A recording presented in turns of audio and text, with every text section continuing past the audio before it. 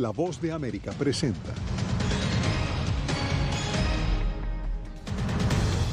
Moscú intensifica su ofensiva en el oeste de Ucrania. 7 muertos y 11 heridos. Deja nuevo ataque con misiles en Leópolis. Yo vengo de Venezuela, de la ciudad de Caracas. Salí el 17 de enero. Gobierno de Texas sigue enviando migrantes indocumentados a la capital estadounidense. Además, más de 20 estados en Estados Unidos piden no derogar la norma que permite la expulsión expedita de migrantes indocumentados. Y fracasa en México la iniciativa de AMLO para reformar la industria energética.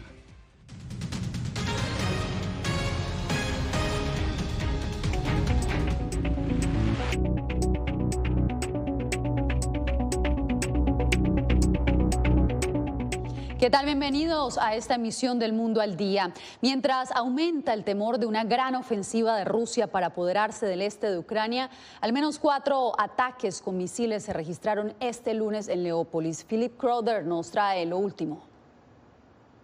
Columnas de humo negro sobre Leópolis, una vista inusual durante esta guerra, pero que ha recordado a la gente aquí que una ciudad que se ha salvado en gran medida hasta ahora también está en la mira de Rusia. Las fuerzas rusas lanzaron ataques con misiles en esta ciudad occidental y también alcanzaron otros objetivos en Ucrania.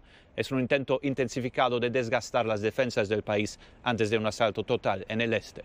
El gobernador de esta región dice que los ataques con misiles rusos alcanzaron 3 instalaciones de infraestructura militar y un taller de reparación de automóviles. Pude ver las consecuencias esta mañana. Autos quemados, varios edificios destruidos y un hotel cercano que albergaba a ucranianos que habían huido de los combates en otras partes del país. Antes escuché el sonido distintivo de un misil acercándose a uno de los objetivos. Luego, el ruido sordo de una gran explosión y el humo negro que se cernió sobre la ciudad durante una hora. Los analistas militares dicen que Rusia está aumentando sus ataques contra las fábricas de armas, los ferrocarriles y otros objetivos de infraestructura en Ucrania, con el fin de desgastar la capacidad del país para resistir una gran ofensiva terrestre en el Donbass, en el este. Philip Crowder, Voz de América, Leópolis. El coordinador humanitario de la ONU, Martin Griffiths, presentó este lunes un balance de sus viajes a Moscú y Kiev para buscar restablecer las conversaciones diplomáticas entre ambos países en Turquía. El funcionario dijo que un cese al fuego no se ve en el horizonte por ahora, pero que podría pasar en las próximas semanas. Hacemos contacto en Nueva York con Ángela González. Ángela, ¿cuál es el plan de la ONU en este momento? Yasmín, la meta es justamente reanudar esta mesa de negociación entre Rusia y entre Ucrania y también establecer corredores humanitarios, pero que duren por lo menos 3 días para que puedan tener resultados. Ucrania ya aprobó esta propuesta, pero sin embargo se espera que con la diligencia de Turquía, Rusia ceda. Martin Griffiths, el coordinador de Asuntos Humanitarios y Emergencias de la ONU, presentó el balance de sus reuniones recientes en Moscú y Kiev con altos funcionarios de cada gobierno. Anunció que la ONU creó un grupo de contacto humanitario y tiene 1.300 personas desde Kiev que comienzan a monitorear progresos. Todavía no hemos implementado un alto al fuego humanitario. Por el lado ruso, entré en varios detalles sobre esto y ellos continúan prometiendo que me responderán sobre estas propuestas. En particular, les pedí a ambas partes, la Federación Rusa y a las autoridades ucranianas, acordar que se reúnan, convocadas por la ONU para discutir las bases virtuales o reales sobre asuntos humanitarios. En particular, tal vez un alto al fuego y tal vez un paso seguro. Y en un acto desesperado, Turquía aparece como la esperanza para lograr un acuerdo de cese al fuego. El enviado especial viajará a Estambul la próxima semana para reunirse con el presidente Erdogan, pero por ahora no hay fecha de negociaciones. Con todas las dificultades que implica, creo que la sabiduría ha sido realmente considerable en la forma que organizaron estas conversaciones y espero que podamos tener a Turquía como anfitrión de lo que yo llamo el grupo de contacto humanitario, específicamente en cuestiones humanitarias. Espero que esto suceda. 136 ataques rusos se han perpetrado en centros médicos ucranianos y 1 de cada 4 habitantes en Ucrania han sido desplazados, según la ONU. La preocupación es ahora también el retorno de habitantes a la zona de conflicto, en especial de mujeres y niños, algo que el mismo presidente Zelensky pidió pausar. Y es que Turquía justamente ha recibido críticas en el renglón humanitario por haber transferido el juicio del periodista asesinado en el consulado saudí de Estambul, Jamal Khashoggi. Y esto justamente por prevalecer sus relaciones económicas con Riad. Yasmín. Era Ángela González desde la sede de la ONU. Muchas gracias por el reporte.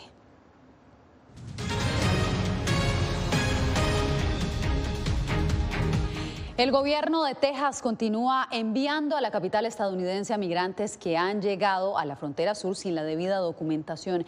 Esta es una de las medidas que anunció el gobernador Greg Abbott en rechazo a las políticas migratorias de la administración Biden. Diva Lizette Cash habló con algunos de ellos. Luego de recorrer casi 2.800 kilómetros durante más de 40 horas desde Del Río, Texas, hasta Washington, por orden del gobernador Greg Abbott, estos migrantes consideran la travesía como una ayuda para desplazarse dentro de Estados Unidos luego de haber sido procesados y liberados por un centro de detención en Texas. Y ahí nos dijeron que nos podían prestar la ayuda hasta acá. De igual manera nos montamos en el bus, nos regalaron comida, nos regalaron agüita, gracias a Dios, y nos dirigieron hasta aquí, que es la ayuda que ellos nos proporcionaban. Realmente si mi destino es Nueva York y me queda más cerca a Washington, que voy a estar en Texas. Y que no se separen. Hasta el lunes en la mañana han arribado a la capital estadounidense alrededor de 108 migrantes, en su mayoría provenientes de Venezuela, Colombia, Cuba y Nicaragua. Manifestaron haber subido al bus voluntariamente y aceptar ser monitoreados para garantizar su llegada a Washington. Ese brazalete era para rastrearnos, de manera de que cada vez que el bus hiciera una parada, o sea, no nos perdiéramos ninguno. Y nos los quitaron al momento de llegar acá, antes de bajarnos del bus. Hasta el momento, organizaciones comunitarias y religiosas en Washington reciben a los migrantes para ayudarles a navegar sus procesos legales y cómo llegar a su destino final. Para que califique si tiene la habilidad de poder pelear un caso de asilo o de cualquier otro remedio que tengan migratorio, pero también van a ser necesidades de vivienda, necesidades de empleo, ¿verdad?, de salud, para asegurar que se empiecen a integrar a la comunidad. Aunque hasta ahora el Departamento de Seguridad Nacional no se ha pronunciado sobre este proceso, según el gobernador Abbott, más de 1.6 millones de migrantes han llegado a la frontera sin documentación durante los últimos 15 meses, por lo que tiene dispuesto a 900 buses para enviarlos hasta la capital. Diva Lizette Cash, Voz de América, Washington. Se acerca la fecha de la derogatoria del título 42 y 21 estados del país le están pidiendo a la administración Biden anular esta decisión que le permite a las autoridades migratorias expulsar a los migrantes apelando a razones de salud pública por la pandemia. Laura Sepúlveda nos informa que 3 de estos estados son demócratas. Los gobiernos demócratas de Kansas y Kentucky integran el grupo de 18 estados que se unieron a la demanda inicialmente presentada por Arizona, Missouri y Luisiana, el último también demócrata, contra la decisión de la administración Biden de anular en mayo el título 42, una medida sanitaria que permite la expulsión expedita de indocumentados invocando la pandemia. La abogada de inmigración Claudia Bernal explica que aún sin título 42 será difícil obtener asilo en Estados Unidos. Nos afecta a quienes están buscando llegar o a quienes están buscando ser admitidos al país. Ese espíritu de esperanza o de una administración un poco más amigable al inmigrante se ha malentendido. Las leyes no han cambiado. Los requisitos para pedir asilo son los mismos. Los procesos para deportar a personas que recién estén ingresando también son los mismos. Por lo que explica que la decisión de un juez definiría el futuro del título 42 a derogarse a mediados de mayo. La Fiscalía de Florida expresó preocupación sobre esa posibilidad. El Departamento de Seguridad Nacional estima que ya podría haber 25,000 migrantes esperando en refugios al sur de la frontera que buscarán ingresar a Estados Unidos una vez que la orden ya no esté en vigencia. La Fiscalía agregó: acabar con el título 42 sería un desastre y aumentaría el caos en la frontera suroeste que está facilitando que los carteles de droga y contrabandistas de personas avancen con sus prácticas ilícitas en nuestro país. La demanda, inicialmente firmada por 3 estados a inicios de abril, ahora está suscrita por 21 estados y ha sido presentada en contra de diversas agencias como los Centros para el Control y Prevención de Enfermedades, el Departamento de Salud y la Agencia de Aduanas, entre otros. Laura Sepúlveda, Voz de América, Austin, Texas. Ahora vamos con la historia de superación de un mexicano que emigró a Estados Unidos sin papeles. Aunque no podía ir a la universidad, aprendió por su cuenta, legalizó su estatus migratorio y fundó una compañía tecnológica que ahora da trabajo a decenas de personas. Anthony Belchi tiene su testimonio. Rubén Flores es un apasionado de las nuevas tecnologías. Llegó a Estados Unidos cuando tenía 13 años. Lo hizo junto a sus padres, quienes decidieron hacer las maletas y salir de México en busca de una vida mejor. Era indocumentado. Mi familia se vino aquí con una visa y nunca nos regresamos, entonces creciendo yo pues era indocumentado. Desconocía cuál era su verdadero estatus migratorio hasta que le tocó ir a la universidad y descubrió que no podía acceder porque no tenía papeles. Viendo tutoriales a través de internet y con los apuntes de su novia, empezó a aprender programación. Pero ella me prestó su contraseña de internet y me enseñó a programar viendo videos en la universidad que no podía atender porque no tenía un documento que decía que podía hacerlo. Pudo legalizar su estatus migratorio porque se casó con su novia estadounidense y gracias a su empeño lanzó Cash Drop, una aplicación gratuita que ayuda a los negocios a gestionar pedidos a través de sus tiendas virtuales. Su proyecto ahora da trabajo a 30 personas, algunos de ellos latinoamericanos, y ha logrado reunir un capital de $18 millones de inversionistas de Silicon Valley, considerado el centro mundial de las empresas tecnológicas. Miles y miles de millones son invertidos en compañías cada día, pero aún así solo 1 o 2% de todo ese capital va a fundadores latinos. Rubén tuvo suerte, pero asegura que historias como las de él, de jóvenes indocumentados con gran potencial, hay muchas en el país. Yo me siento como la excepción de la excepción, pero se necesitan más, no puedo ser el único. Por eso pide que se busque una salida legal cuanto antes para esos jóvenes sin papeles que ahora viven en la incertidumbre. Anthony Belchi, Voz de América, Miami. Al volver, el impacto que sigue generando la guerra en Ucrania en el costo de vida fuera de Europa.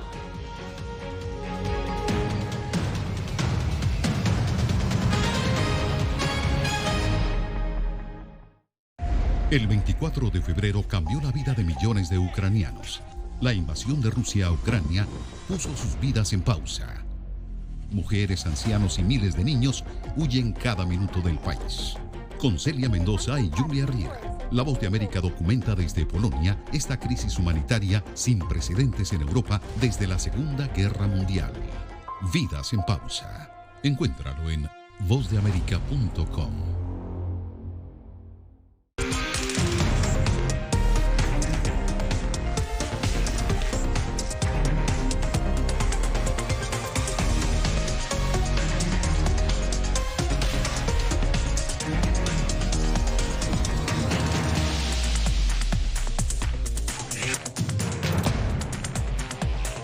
Venezuela 360, cada semana por La Voz de América.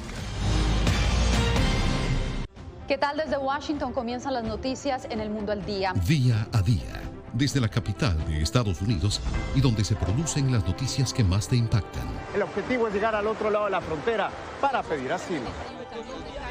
La Voz de América te conecta con El Mundo al Día, los hechos más allá de la noticia, para que tomes decisiones bien informadas, en el lenguaje que quieres, donde quieras y como prefieras. Conéctate con El Mundo al Día. La Voz de América te invita a ser parte de nuestra familia a través de las redes sociales. Encuentra en tu muro las últimas noticias de tu país en su conexión con Estados Unidos, la región y el mundo. Historias que empoderan las voces latinoamericanas de política, economía, salud, actualidad, balanceadas y precisas. Únete a un equipo de origen hispanoamericano que trabaja para conectarte con los tuyos. Síguenos en Facebook y conviértete en protagonista de una historia que tú mismo ayudarás a construir.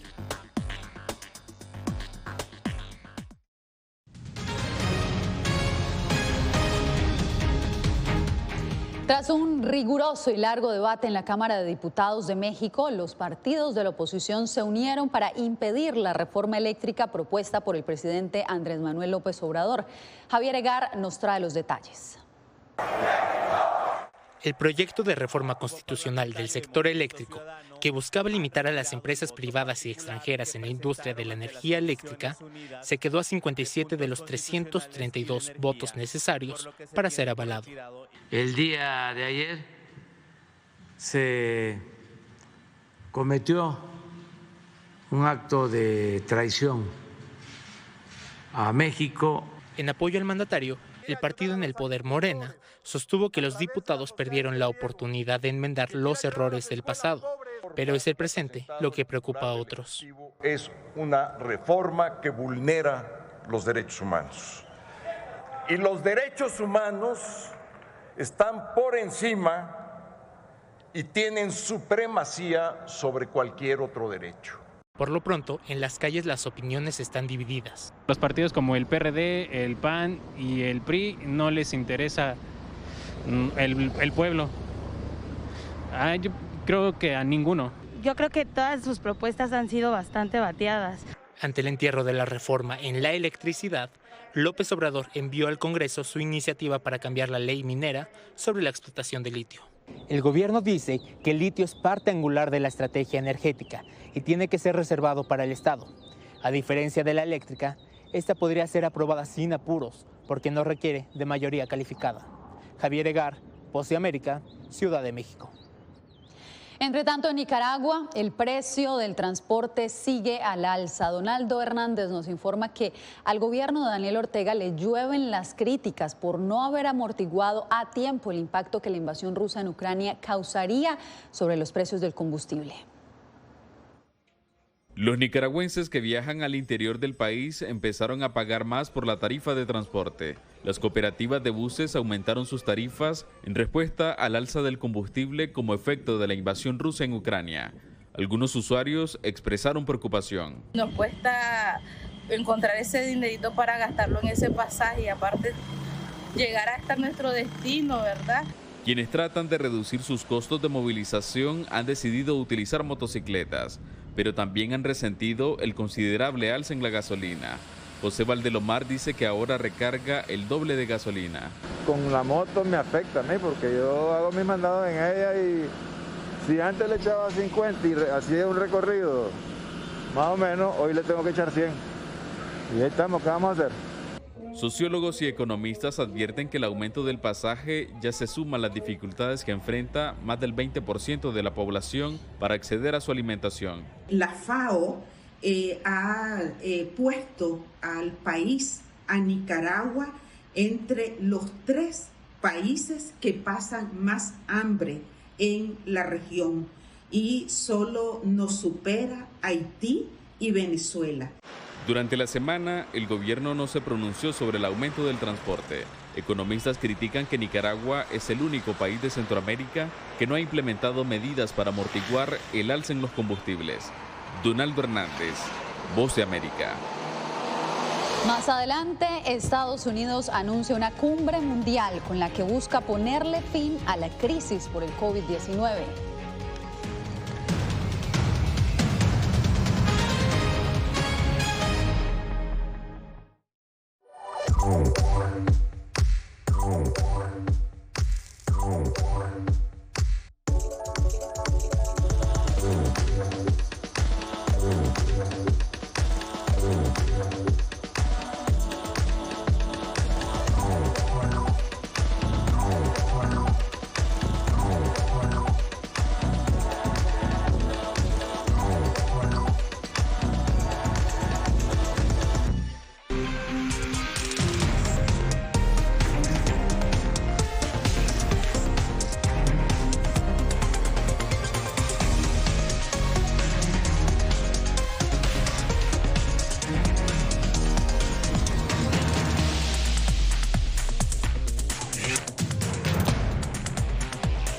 Venezuela 360, cada semana por La Voz de América. ¿Qué tal? Desde Washington comienzan las noticias en El Mundo al Día. Día a día, desde la capital de Estados Unidos y donde se producen las noticias que más te impactan. El objetivo es llegar al otro lado de la frontera para pedir asilo. La Voz de América te conecta con El Mundo al Día, los hechos más allá de la noticia, para que tomes decisiones bien informadas, en el lenguaje que quieres, donde quieras y como prefieras. Conéctate con El Mundo al Día. La Voz de América te invita a ser parte de nuestra familia a través de las redes sociales. Encuentra en tu muro las últimas noticias de tu país en su conexión con Estados Unidos, la región y el mundo. Historias que empoderan las voces latinoamericanas de política, economía, salud, actualidad, balanceadas y precisas. Únete a un equipo de origen hispanoamericano que trabaja para conectarte con los tuyos. Síguenos en Facebook y conviértete en protagonista de una historia que tú mismo ayudarás a construir.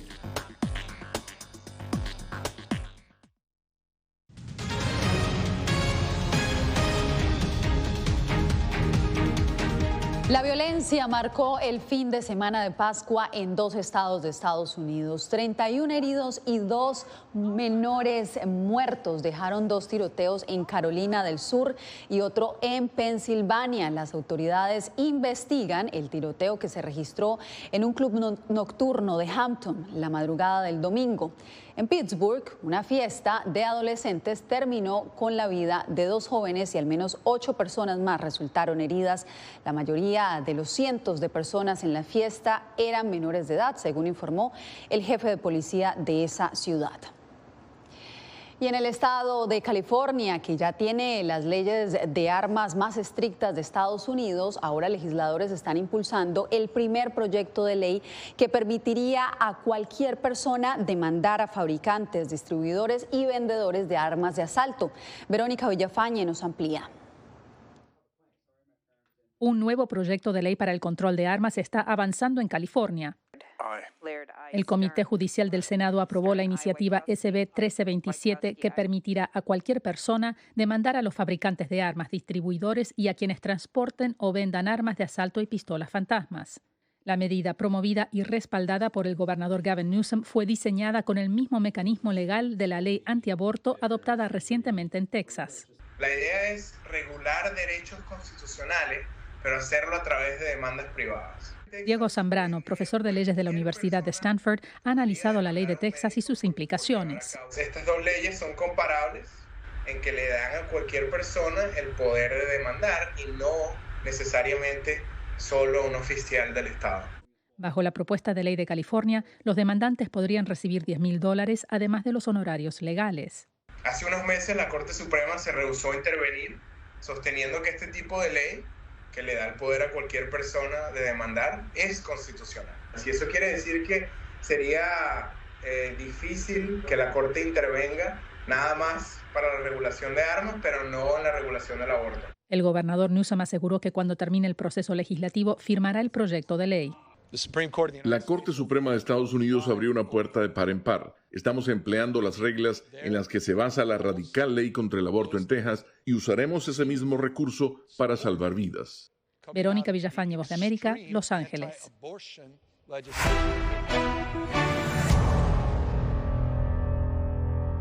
Un juez de Florida anuló este lunes el mandato nacional que obliga el uso de mascarilla facial en aviones y otros medios de transporte público por, según el fallo, exceder la autoridad de los funcionarios de salud de Estados Unidos. Entre tanto, el gobierno Biden prepara una cumbre mundial sobre el COVID-19. José Pernalete nos amplía. La conducción de los esfuerzos globales por el cierre de la etapa crítica de la pandemia será el objetivo de la próxima cumbre mundial. La Casa Blanca informó que el encuentro será virtual y está previsto para el próximo 12 de mayo. La reunión estará encabezada de manera simultánea por Estados Unidos, junto con la actual presidencia del G7 Alemania, la presidencia del G20 Indonesia. Senegal representará a África y Belice al Caribe. La pandemia ha matado a más de 6 millones de personas en el mundo. El COVID nos tomó absolutamente por sorpresa. Hace 2 años, una de las razones más importantes es que no teníamos una buena cooperación internacional. China nos ocultó información crítica sobre la transmisión, particularmente la propagación asintomática, y necesitamos fortalecer esas relaciones internacionales porque una pandemia es global y necesitamos cooperación global. Precisamente, el gobierno de China ha confirmado la muerte de pacientes por coronavirus en medio del más reciente rebrote que ha obligado a las autoridades a recrudecer las medidas de mitigación. Los 25 millones de habitantes de Shanghái, la ciudad más grande de ese país, están confinados desde marzo. El domingo, Shanghái informó sobre 3 muertes por COVID-19. Las 3 personas eran todas de la tercera edad y padecían comorbilidades subyacentes, incluido el síndrome coronario agudo, diabetes, presión arterial alta y secuelas de infarto cerebral. Ninguno había sido vacunado. José Perralete, Voz de América. Cuando regresemos, Guatemala presentó la alfombra más grande del mundo para revivir el Vía Crucis de Jesús. Volvemos con los detalles.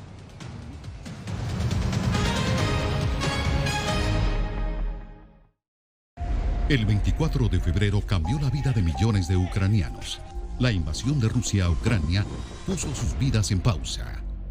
Mujeres, ancianos y miles de niños huyen cada minuto del país.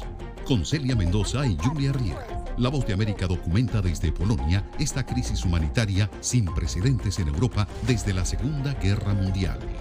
Vidas en pausa. Encuéntralo en vozdeamerica.com.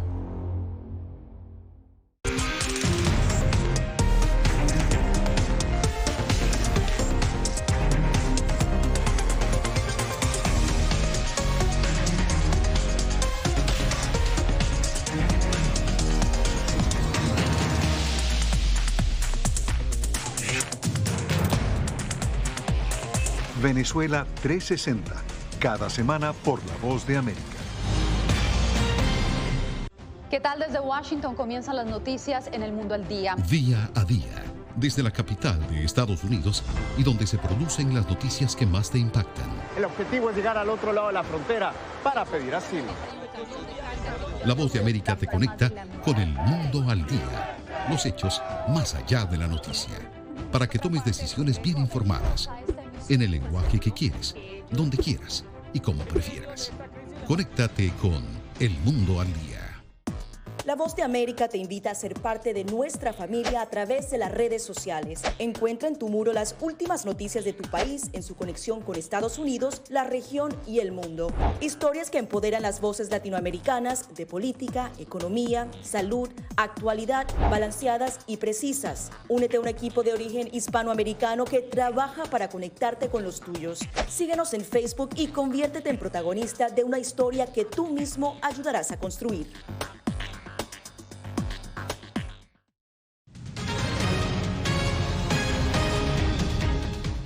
La avenida Reforma en la capital guatemalteca fue escenario de la presentación de la alfombra más grande del mundo, creada por más de 2.000 voluntarios para engalanar el paso de una de las procesiones más emblemáticas en la Semana Santa. Eugenia Sagastume nos da más detalles. Con más de 2 kilómetros de longitud, es considerada la alfombra más grande del mundo. Y fue creada para el paso de la procesión más grande del mundo, que es levantada por 140 personas en cada cuadra. La dimensión de la alfombra es de 2 kilómetros y un poco de metros más. En esta ocasión es un poco más ancha, tiene 3 metros. La anterior alfombra tenía 2 de ancho. Fueron más de 2.000 voluntarios quienes por más de 5 horas trabajaron arduamente con la única intención de demostrar su agradecimiento y devoción al Cristo yacente del Templo del Calvario. Lo hacemos para el Dios que está en los cielos. Nos llena como familia, nos une y creo que es un poco indescriptible la emoción. Y un trabajo en equipo. Estamos trabajando en unidad, diferentes personas y estamos en hermandad. Eso es lo más importante. La alfombra fue elaborada con acerrín de madera teñido de colores, con moldes de cartón y sin duda la creatividad de los voluntarios. La creatividad y el amor que cada uno le pone en cada bloque, ¿verdad? El diseño ha sido libre. Se trata de la primera vez que se realiza en la Avenida Reforma, un espacio más amplio para permitir mayor distanciamiento y a la vez reactivar el fomento de las tradiciones y costumbres guatemaltecas. Eugenia Sagastume, Voz de América, Guatemala. Este lunes, la Casa Blanca volvió a abrirle sus puertas a los niños para participar en la tradicional carrera de huevos en celebración de la Pascua. Es la primera vez que se celebra esta actividad tras un paréntesis de 2 años debido a la pandemia. La primera dama, Jill Biden, fue la anfitriona de este evento y mostró sus fortalezas como maestra, incentivando el aprendizaje con la lectura de un libro infantil y algunas manualidades al lado lado del favorito de los niños, el famoso conejo de Pascua. Así terminamos esta emisión de El Mundo al Día. Recuerde seguirnos en nuestras redes sociales en Voz de América. Gracias por su sintonía y por informarse en El Mundo al Día.